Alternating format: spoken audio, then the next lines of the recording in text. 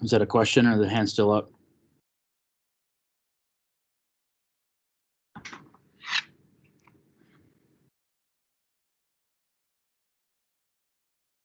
Good.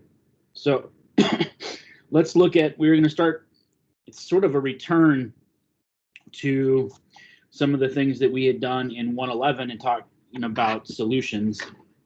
We are going to talk about the different types of solutions and how these intermolecular forces actually play a part in making solutions. This whole like dissolves like. So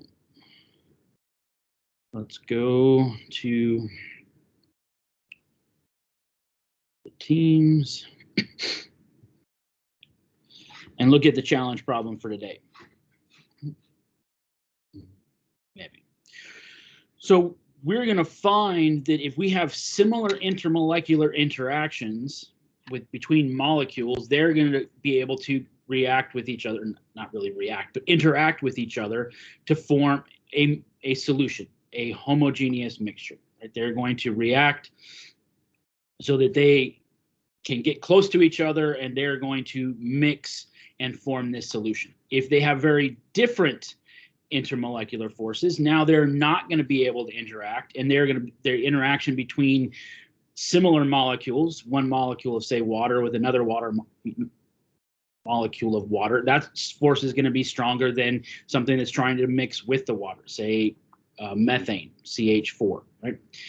Because those intermolecular forces are very different, they're not going to want to hang out together. So there we're going to get two different layers or two different solutions, and they're not going to mix. It's going to be a heterogeneous mixture. So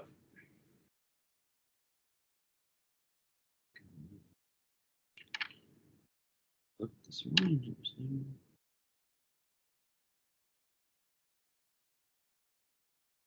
There it is. All right, so let's talk about this. If we have a solution that's prepared by mixing 631 milliliters of methanol, the CH3OH, and 501 milliliters of water, we can find that the molarity of methanol, in this solution is 14.26 molar, capital M. If we have a density of methanol at the temperature of 0.792 grams per milliliter, we want to calculate the difference between the solution, when these two are mixed together, what is the volume, and the two volumes put together, right? And we should see that if there's an interaction between the water and the methanol, right, if they have similar intermolecular forces when this solution forms, we may see a change in volume, right? So just let's review. What type of intermolecular interactions does the methanol have? So if we go back here to what is the strongest intermolecular force we have for methanol? Somebody.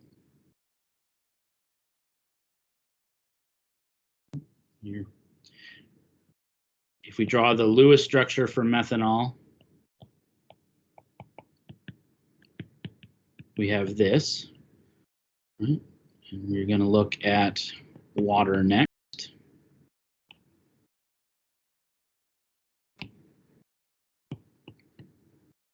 And we've drawn its Lewis structure a whole bunch of times. So what type of intermolecular interactions are possible for the methanol? This one up here.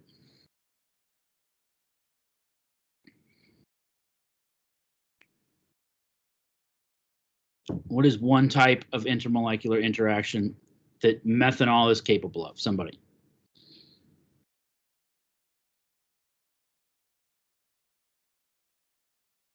Hydrogen bond. We have hydrogen bond. We have a hydrogen that is directly bound to this oxygen, so we are capable of hydrogen bonding, right? And because it's capable of hydrogen. Texas. So for those of you that do not live in Texas, I'm sorry. The closest one to me is in Dallas. Well, I'm going to be planning a weekend trip. It's going to be invite only. It's going to be invite only, so we won't have like 5,000 people show up to one of these restaurants. So it means if we have hydrogen bonding, we also have dipole-dipole bonding. And because this exists, we also have London dispersion. Right?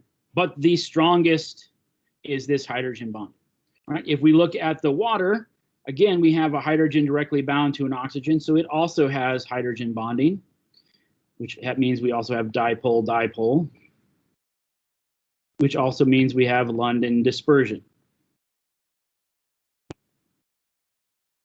Right?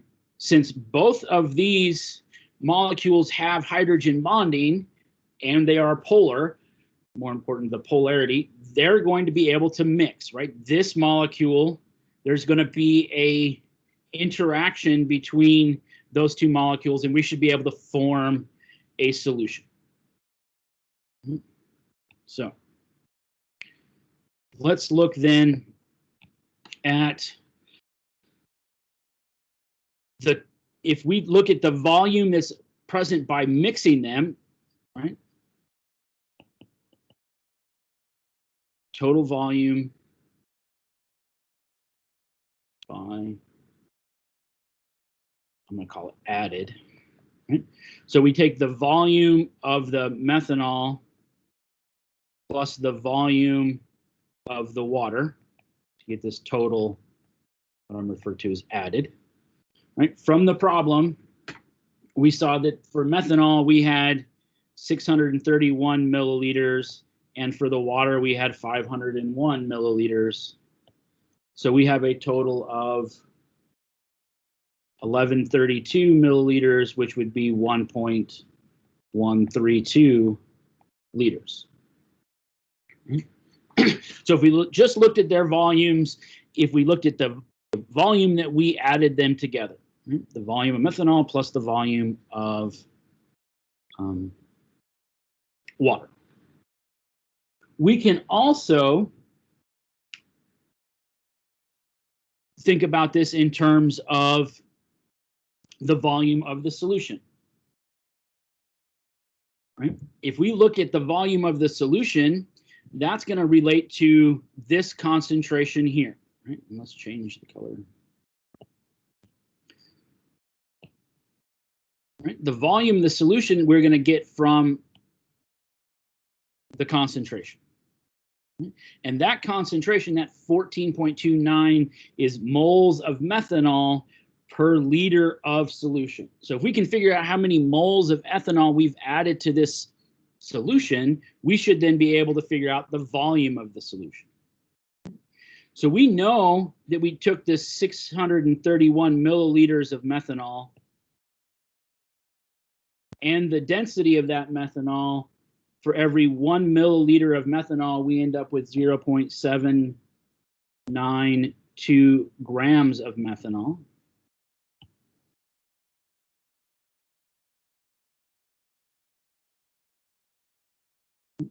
So that gives us the number of grams of methanol that we added. To get a molarity, right, we have to then convert to moles. So we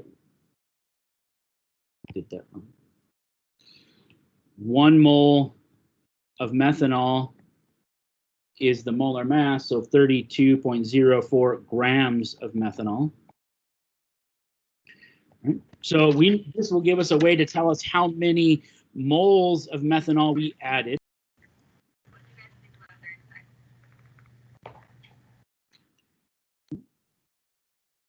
And if we know the actual molarity, then for every 14.29 moles of methanol, we end up with 1 liter of solution. So then if we take this is going to give us a volume in liters. So when we look at this, we find that we get 1.092 liters. So notice we have a difference here, right? Because these things are forming a solution, the interaction between the methanol and the water is allowing those molecules to actually get closer together than if they were there by themselves, right? The interaction of this dipole-dipole interaction between the methanol and the water is allowing them to get closer than they were normally because of the hydrogen bonding. Right? This is also the reason when we make a solution in lab, we do not just rely on the 2 volumes. Right? If we were making this solution, we would add the 631 milliliters. If we wanted to do a specific volume, we would add the volume needed to make the molarity and then fill to whatever our final volume is. Because this volume is not necessarily additive because of the interactions. Questions on that?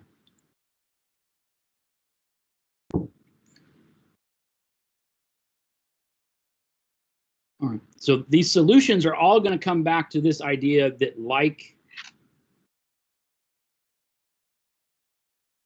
dissolves like. If we have similar intermolecular interactions, they're going to dissolve. And typically, instead of looking at the individual, we think about polar dissolves polar or nonpolar dissolves nonpolar. Right? So if the molecule is polar, it's going to dissolve in a solvent that is polar. If it is nonpolar, those things are going to dissolve in things that are nonpolar.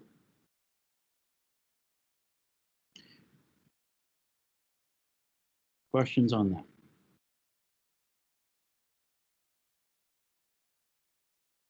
Questions at all? Right. And we can, in this lecture, we also reviewed the types of concentration units we have. We have molarity, which is moles per liter, moles of solute per liter of solution. Molality, which is moles of solute per kilogram of solvent. We also had parts by mass or percent by mass, which is mass of the solute divided by total mass. We had mole fraction, which is the moles of the solute divided by the total moles. There was one more, but I can't remember it off the top of my head.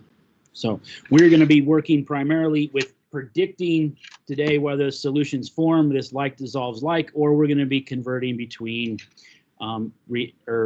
concentration units. Any questions?